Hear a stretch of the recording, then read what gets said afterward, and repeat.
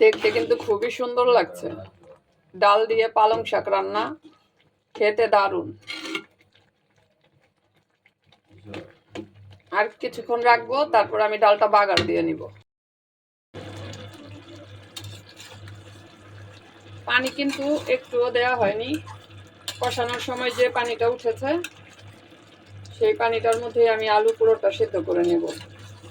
এটার জন্যই কিন্তু এটার নাম আলুর দম, দমে দমে রান্না হয় এই জন্য।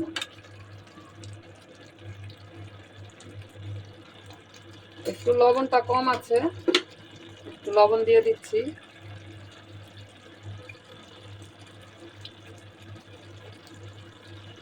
এখন ঢেকে দিব, আরো কিছুক্ষণ সেদ্ধ হোক।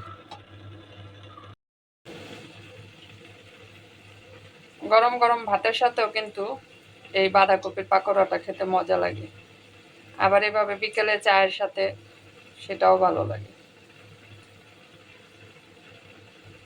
খুবই সুন্দর ভেজে নিচ্ছি, আর অল্প পরিমাণে তো ভাজলে টান পড়ে যায়, মজার জিনিস।